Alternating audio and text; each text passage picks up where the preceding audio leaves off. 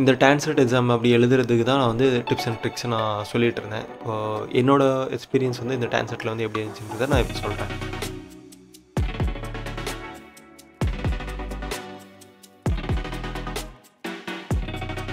நான் வந்து எந்த காலேஜ் வந்து எம்பிஏல பண்ணி எடுக்கலாம் அப்படின்னு முடிவு பண்ணியிருந்தேன்னா அண்ணா யூனிவர்சிட்டியில் தான் பண்ணணும்னு நினச்சேன். பிகாஸ் வந்து பட்ஜெட்டும் ரொம்ப கம்மியாக இருக்கும். எனக்கு வேல்யூ ஃபார் மணியாக தோணுச்சு. பிகாஸ் ப்ரைவேட்டில் ஆப்வியஸ்லி அதில் நிறைய ஸ்பெண்ட் பண்ணி எனக்கு வந்து பிளேஸ்மெண்ட் நல்லா பண்ணி கொடுப்பாங்க. பட் எனக்கு வந்து நான் ஓனாக பிஸ்னஸ் பண்ண போகிறேன், எனக்கு பிளேஸ்மெண்ட் பற்றி கவலை இல்லை அப்படின்னு நான் தோணுச்சு.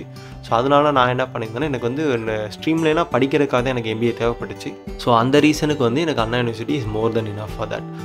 ஸோ அதனால் எனக்கு அண்ணா யூனிவர்சிட்டியில் தான் எம்பிஏ பண்ணணும்னு தோணுச்சு, பண்ணணும்னு நான் நினச்சிட்டு இருந்தேன். ஸோ அதுக்கு வந்து டான்செட் தான் ஒரே வழி. என்னால் பிஸ்னஸில் ஃபோக்கஸ் பண்ணிகிட்டு இருக்கிறனால என்னால் டான்செட்டும் வந்து அந்தளவுக்கு ஃபோக்கஸ் பண்ண முடியல, டைம் கிடைக்கல. ஸோ அதனால் ஆப்வியஸ்லி என்னால் லாஸ்ட் ஒரு 2 to 3 days மட்டும் தான் என்னால் பண்ண முடிஞ்சிச்சு. அதுவும் டெய்லியும் ஒரு நைட்டுக்கு தூங்குறதுக்கு முன்னாடி ஒரு 1 hour ஒரு 30 minutes என்னமோ ஒரு முன்னாடி இந்த மாதிரி லேர்னிங் வீடியோஸ் பார்த்துட்டு நான் அப்புறம் தூங்கிடுவேன். இந்த மாதிரி ப்ராப்ளம் சால்விங் வீடியோஸ் பார்த்துட்டு தூங்கிடுவேன். ஸோ இதுதான் வந்து ஃபாலோ பண்ணிகிட்டு இருந்தேன். பட் சில ஸ்ட்ராட்டஜிஸ் நம்ம யூஸ் பண்ணதுனால என்னால் வந்து 98.98% எடுத்திருந்தேன். ஆப்வியஸ்லி 99 கிட்ட இருக்குது. ஆப்வியஸ்லி 99 கிட்ட இருக்குது. ஸோ அது வந்து எனக்கு if lucky I can get regular MBA. But என்னால் ரெகுலர் எம்பிஏ கிடைச்சாலும் நான் போக முடியாது. பிகாஸ் என்னால் ஃபுல் டைம் போய் ரெகுலராக மறுபடியும் 2 years என்னால் படிக்க முடியாது. பிகாஸ் பிஸ்னஸ் பண்ணணும், அந்த இதெல்லாம் இருக்கிறனால, கமிட்மெண்ட்ஸ் இருக்கிறனால என்னால் வந்து 2 years போயிட்டு என்னால் வந்து ரெகுலர் காலேஜ் பண்ண முடியாது. ஸோ அதனால் ஆப்வியஸ்லி நான் வந்து பார்ட் டைம் தான் எடுக்க முடியும். ஸோ அதனால் பார்ட் டைம் எம்பிஏ பண்ணுறது என்னோடய plan right from the beginning. Okay. So அதுக்கப்புறம் என்ன பண்ணியிருந்தேன்னா, பேக்கப் ஆப்ஷனாக நான் யோசிச்சு வச்சுருந்தேன். ஸோ இது இல்லை அப்படின்னா என்ன பண்ணலாம் அப்படின்னும் போது, ஸோ டான்செட்டில் இன்கேஸ் கிடைக்கல, ஏன்னா லாஸ்ட் மினிட் ப்ரிப்பரேஷன் தான் நம்ம பண்ணுறோம், நம்ம வந்து ஃபுல்லாக ஸ்பெண்ட் பண்ணல அப்படின்னும் போது பேக்கப் பிளான்ஸ் நம்ம பண்ணி வைக்கணும் ஆப்வியஸ்லி. ஸோ அப்படி பண்ணும்போது நான் வந்து டிஸ்டன்ஸ் எஜுகேஷன் மூலிமா எம்பிஏ பண்ணலாம் அப்படின்ற மாதிரி நான் யோசிச்சு வச்சுருந்தேன். ஸோ அதுக்கு வந்து இந்த டான்செட் எக்ஸாமோட அதே சிலபஸ் தான். பட் டான்செட்டில் வந்து நெகட்டிவ் மார்க்கிங் இருக்கும். அந்த டிஸ்டன்ஸ் எஜுகேஷனுக்காக ஒரு எக்ஸாம் நடக்கும். டிஸ்டன்ஸ் எஜுகேஷன் என்ட்ரன்ஸ் டெஸ்ட் அப்படின்னு ஒரு எக்ஸாம் நடக்கும். அந்த எக்ஸாமில் வந்து என்ன பண்ணியிருந்தேன்னா, அந்த எக்ஸாமில் வந்து நெகட்டிவ் மார்க்கிங்ஸ் இல்லை. ஸோ அந்த எக்ஸாமும் வந்து அட்டன் பண்ணியிருந்தேன். ஸோ டான்செட்டோட அதே சிலபஸ் தான். ஆனால் அதை விட டிஃபிகல்ட்டி லெவல் வந்து ரொம்பவே கம்மியாக தான் இருந்துச்சு. ஸோ ஈஸியாக நீங்கள் ஸ்கோர் பண்ணலாம். அது வந்து டான்செட் நடந்த உடனே எனக்கு எக்ஸாம் நெக்ஸ்ட் வீக்லேயே வந்து எனக்கு அந்த டிஸ்டன்ஸ் எஜுகேஷனோட எக்ஸாம் இருந்துச்சு. அதை முடித்தோடனே அதுக்கான கவுன்சிலிங்கும் உடனே இருந்துச்சு. பிகாஸ் ரிசல்ட்டும் வந்து அது கம்மியான பீப்புள்ஸ் தான் எழுதியிருப்பாங்க. ஸோ சென்னையில் இருக்க சென்டரில் மட்டும் ஆல்மோஸ்ட் ஒரு 500 பீப்புள்ஸ் வந்திருப்பாங்கன்னு வச்சுக்கோங்க, 400 to 500 peoples. Because study centre பார்த்தீங்கன்னா நாட் ஒன்லி சென்னை. ஸோ சென்னையில் பார்த்தீங்கன்னா சில ஸ்டடி சென்டர் இருக்குது அப்படின்னும் போது அவங்க வந்து மற்ற ஊர்லேயும் ஸ்டடி சென்டர்ஸ் வச்சுருக்காங்க. லைக் திருச்சியில் இருக்குது, கோயம்புத்தூரில் இருக்குது, திருநெல்வேலியில் இருக்குது. ஸோ இந்த மாதிரிலாம் வந்து அவங்க வச்சுருக்காங்க. ஸோ அதனால் அந்தந்த ஊர்லேயும் மேபி எக்ஸாம்ஸ் நடந்திருக்கலாம். ஸோ என்னோடய கெஸ் படி ஒரு மற்ற ஊர்லேயும் எல்லா இடத்துலையும் நடந்திருந்து இதே அளவுக்கு ஓரளவுக்கு கூட்டம் இருந்துச்சுன்னா ஒரு 1000 to 1500 மேபி எழுதியிருப்பாங்க. ஸோ அதுக்கு வந்து எக்ஸாம்ஸ் முடிஞ்சவொடனே அதுக்கப்புறம் ஒரு 1 week கழிச்சே வந்து ரிசல்ட் சீக்கிரமே கொடுத்துட்டாங்க. டேரெக்டாக அவங்க மார்க்ஸ் சொல்லலை, எவ்வளோ மார்க் எடுத்திருந்தோம் அந்த எக்ஸாமில் அப்படின்றத மென்ஷன் பண்ணல. அதுக்கு பதிலாக டேரெக்டாக நம்மளோட ரேங்க் என்னன்றதை டேரெக்டாகவே சொல்லிடுறாங்க. பிகாஸ் அவங்க டக்குன்னு அடுத்தடுத்த ப்ராசஸ் போகிறதுனால. ஸோ டான்செட்டுன்றது வந்து எல்லாருமே எழுதுறதா இருக்கும். பட் இப்போ டிஸ்டன்ஸ் எஜுகேஷன் வந்து அவங்களுக்கு பர்பஸாக அவங்களுக்கு கண்டிப்பாக வேணுன்றனால தான் அவங்க வந்து அந்த எக்ஸாமுக்கு அப்ளை பண்ணி எழுதுறதா இருக்கிறனால, கம்மியான பீப்புள்ஸ் இருக்கிறனால அவங்க வந்து இந்த முதல்ல ரிசல்ட் கொடுக்குறது, அதுக்கப்புறம் ரேங்க் லிஸ்ட், அதில் யார் கேட்குறாங்க ரேங்க் வேணுன்றதை அப்ளை பண்ணுறாங்கன்றதுலாம் இல்லை. எடுத்தவொடனே அவங்களோட ரேங்க் என்னென்னு பப்ளிஷ் பண்ணிவிட்டு அடுத்த ப்ரொசீஜருக்கு அவங்க அப்படியே போயிடுறாங்க. அந்த ரேங்க் வரும்போதே உங்களுக்கு கவுன்சிலிங் எங்கே நடக்க போகுது, எப்போ நடக்க போகுது, உங்கள் ஸ்லாட் என்னன்றதை அப்பயே சொல்லிடுவாங்க. என்னோடய ரேங்க் வந்து அதில் 81st ரேங்க் வந்துருந்துச்சு. ஸோ ஆப்வியஸ்லி எனக்கு வந்து ஸ்லாட்டே வந்து ஃபஸ்ட்டு ஸ்லாட் கொடுத்துட்டாங்க. ஃபஸ்ட் ஸ்லாட் வந்து 100 பீப்புள்ஸ்க்கு வந்து மார்னிங் ஒரு 9 o'clock to 10 o'clock அந்த ரேஞ்ச் மாதிரி கொடுத்துருந்தேன். ஸோ இப்போ வந்து டிஸ்டன்ஸ் எஜுகேஷனுக்கு கவுன்சிலிங் எப்படி நடந்துச்சுன்றது ஒரு சின்னதாக சொல்கிறேன். உங்களோட ஸ்லாட் என்னென்னு பார்த்துட்டு உங்களை உள்ளே விடுவாங்க. விட்டவுடனே உங்ககிட்ட ஒரு ஃபார்ம் மாதிரி கொடுத்து உங்களோட சர்டிஃபிகேட்டோட நம்பர்ஸ்லாம் வந்து ஃபில் பண்ண சொல்லுவாங்க. நெக்ஸ்ட் ஒரு ரூமுக்கு வந்து ஃபர்ஸ்ட் ஒரு 10 மெம்பர்ஸாக 20 மெம்பர்ஸாக அவங்கள வந்து நெக்ஸ்ட் ஒரு ரூமுக்கு ப்ரொசீட் பண்ணுவாங்க. அந்த ரூமுக்கு போனவொடனே நீங்கள் என்ன பண்ணுவீங்கன்னா, உங்களுக்கு ஃபர்ஸ்ட் வந்து அட்டண்டன்ஸ் வந்து சொல்லுவாங்க. உங்களோட நம்பர் சொன்னவொடனே உங்களுக்கு அட்டண்டன்ஸ் வந்து போட்டுருவாங்க. ஸோ இந்த ரேங்க்கில் இருக்க மெம்பர் வந்திருக்காரு இந்த சென்டருக்கு அப்படின்ற மாதிரி அவங்க ஃபிக்ஸ் பண்ணிடுவாங்க. அதுக்கப்புறம் உங்கள் சர்டிஃபிகேட் வெரிஃபிகேஷன் வரும். ஒவ்வொரு நம்பராக வரிசையாக வரும். அந்த வெரிஃபிகேஷன் முடிஞ்சவொடனே நீங்கள் என்ன பண்ணுவீங்கன்னா, அங்கே 10 சிஸ்டம் வச்சுட்டு ஸ்டாஃப் உட்காந்துருப்பாங்க. அவங்ககிட்ட நீங்கள் போவீங்க. ஒவ்வொருத்தராக எங்கே ஃப்ரீயாக இருந்தோ போய் உட்காருவீங்க. அதுலேயே வந்து உங்களுக்கு பின்னாடி வந்து பார்த்தீங்கன்னா உங்களுக்கு வந்து ப்ரொஜெக்டரில் வந்து உங்களுக்கு எந்தெந்த கோர்ஸ் எந்தெந்த ஸ்டடி சென்டரில் எவ்வளோ சீட்ஸ் இருக்குன்றது உங்களுக்கு மென்ஷன் ஆயிருக்கும். அதை பார்த்து நீங்கள் சீட்ஸ் வந்து நீங்கள் சூஸ் பண்ணுவீங்க. ஸோ உங்களுக்கான ஸ்டடி சென்டரில் சீட் இருக்குது அப்படின்னு பார்த்தீங்கன்னா அங்கே சூஸ் பண்ணலாம். அப்படி இல்லைன்னா நீங்கள் வந்து உங்களுக்கு வேறு எதனா ஸ்டடி சென்டரில் வேணுமோ அதை ஏற்ற மாதிரி மாற்றிக்கலாம். உங்களோட சீட்ஸ் புக் பண்ணுறாங்க. மேபி அப்போது அட் அ டைமில் சீட்ஸ் கம்மியாக இருக்கும்போது என்ன நடக்கும் அப்படின்னு யோசிச்சேன். பட் அங்கே போனோடனே எனக்கு அதுக்கான ஒரு சொல்யூஷனும் கிடச்சிச்சு. ஸோ நான் போய் புக் பண்ணிவிட்டு நான் வந்து டெக்னாலஜி மேனேஜ்மெண்ட் வேணும் அப்படின்னு சொல்லிட்டு நான் சூஸ் பண்ணிட்டேன். ஸோ எனக்கு அசைன் பண்ணுறதுக்காக உட்காந்துருந்த ஸ்டாஃப் வந்து என்ன பண்ணியிருந்தாங்கன்னா என் சீட்டு செட் பண்ணுறாரு, பட் வரல. ஸோ என்னென்னு பார்த்தா எனக்கு முன்னாடி இருந்த என்னோட முன்னாடி இருந்த ரேங்க்குக்கு முடிஞ்சால் தான் எனக்கு அலோகேட் ஆப்ஷனே காமிக்கும். அதே மாதிரி தான் எனக்கு அடுத்து இருக்கவங்களுக்கு நான் இங்கே புக் பண்ணாதான் எனக்கு அடுத்து இருக்கவங்களுக்கு காமிக்கும். ஸோ அதனால இங்கே ரேங்க் லிஸ்ட் எப்படி இருக்கோ அவங்களுக்கு பொறுத்து தான் வந்து உங்களுக்கு சீட் அலோகேஷன் இருக்குமே தவிர அட் அ டைமில் 2-3 பேர் போகிறோன்றனால ரேண்டமாக உங்களுக்கு சீட் அலோகேஷன் இருக்காது. அது வந்து ஒரு நல்ல கரெக்டான ஒரு ப்ராசஸாக எனக்கு தோணுச்சு. நெக்ஸ்ட் வந்து அதை முடித்தோடனே உங்களுக்கு அட்மிஷன் ஃபீ வந்து பே பண்ண சொல்லிட்டு இது பண்ணிட்டு வர சொல்லிட்டாங்க. அதை முடிச்சோன்னு உங்கள் கையில் அலாட்மெண்ட் ஆர்டர் உடனே கொடுத்துருவாங்க. அது கொடுத்தோன்னே உங்களுக்கு அட்மிஷன் வந்து எங்கேன்னு சொல்லிட்டு அந்த அட்மிஷன் வந்து நீங்கள் ப்ளேஸ் பண்ணுவீங்க. ஸோ இதில் வந்து இன்னொன்று என்னென்னா நீங்கள் அப்ளை பண்ணும்போது எந்த மேஜரில் நீங்கள் பண்ண போகிறீங்கன்னு கேட்பாங்க. பட் நீங்கள் போய் அங்கே சீட் அலோகேட் பண்ணும்போது உங்களுக்கு என்ன ஆப்ஷனில் இருக்கோ நீங்கள் சூஸ் பண்ணிக்கலாம். அதே தாண்டி உங்களுக்கு பிடிச்சதும் நீங்கள் மாற்றிக்கலாம் அந்த இடத்துல. ஸோ நான் வந்து ஸ்டார்டிங்கில் போகும்போது மார்க்கெட்டிங் தான் சொல்லி அப்ளை பண்ணியிருந்தேன்.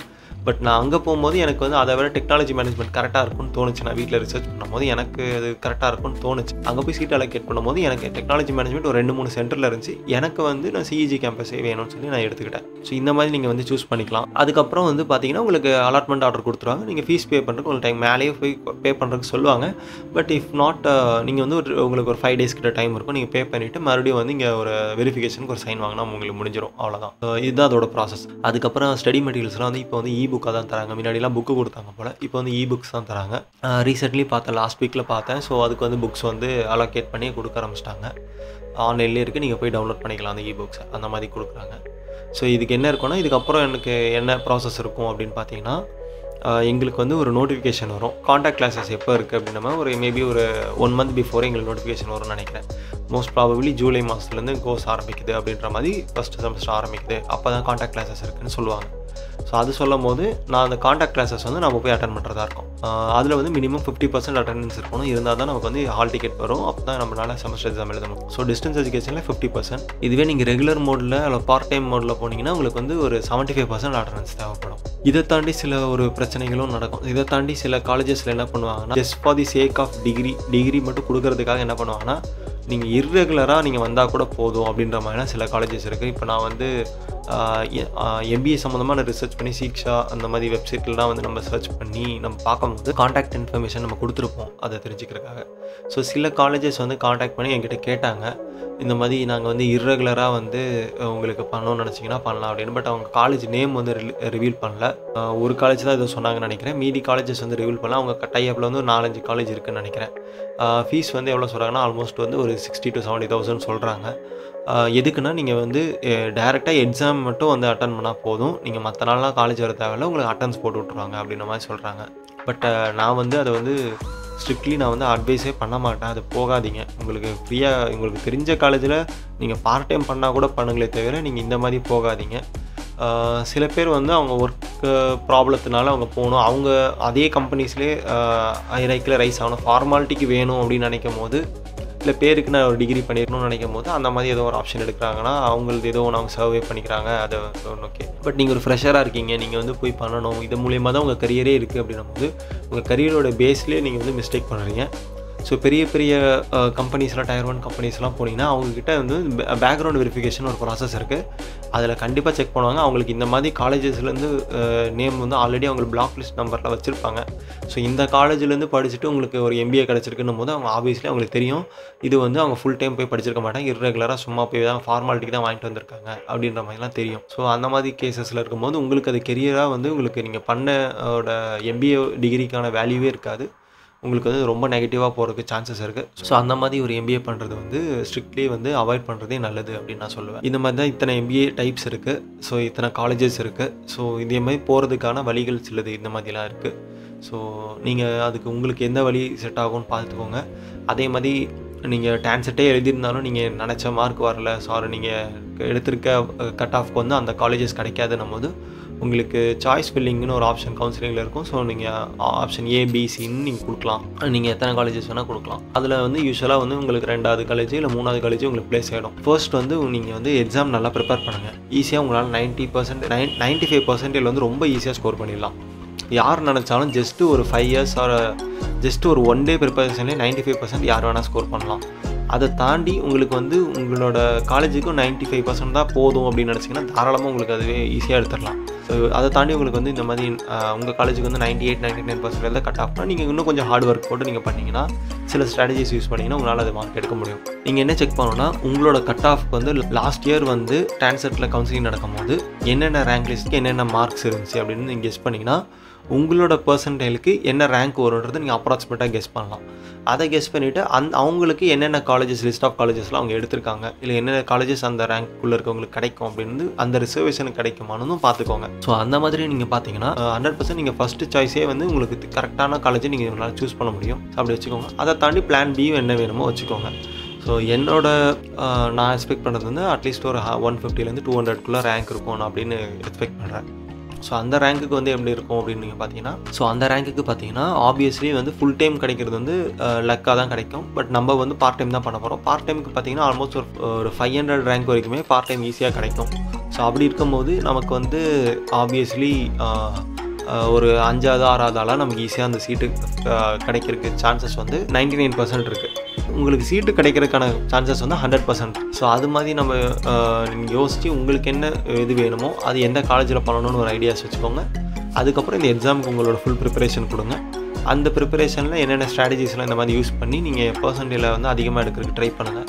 அது எடுத்ததுக்கப்புறம் அதை வந்து நீங்கள் கரெக்டாக கவுன்சிலிங்க்கு நீங்கள் உங்களோட ரேங்க் மார்க் ரிசல்ட் வந்ததுக்கப்புறம் உங்களோட பர்சன்டேஜ் அந்த ரேங்க் லிஸ்ட் பார்த்துட்டு அதுக்கேற்ற மாதிரி கவுன்சிலிங் நீங்கள் போனீங்கன்னா நீங்கள் நினச்ச காலேஜில் நினச்ச எம்பிஏ நீங்கள் டிகிரி பண்ணலாம். அவ்வளோதான் கைஸ்.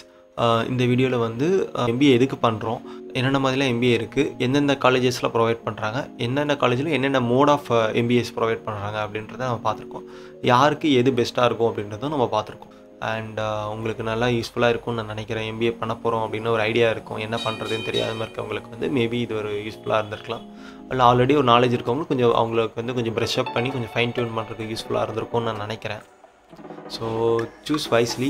அண்ட் பிகாஸ் எம்பிஏ வந்து நம்ம வந்து யூஜி வந்து ஆப்வியஸ்லி எல்லாருமே பண்ணுவாங்க. பட் பிஜி டிகிரி அப்படின்னும் போது செலக்டடாக தான் நம்ம பண்ண போகிறோம். மறுபடியும் போய் பண்ண மாட்டோம். ஸோ பண்ணுறதை கரெக்டாக பண்ணணும். ஸோ எப்போயுமே நான் வச்சுருக்கோங்க, நீங்கள் பண்ண போகிற டிகிரியை விட எந்த காலேஜில் நீங்கள் பண்ணுறீங்கன்றது ரொம்ப முக்கியம். உங்கள் பர்பஸ்க்கு அது கரெக்டாக சர்வ் பண்ணுதான்றதை செக் பண்ணிக்கோங்க. ஸோ அதை பார்த்துட்டு நீங்கள் அந்த காலேஜும் இதையும் சூஸ் பண்ணுறது ரொம்ப நல்லது.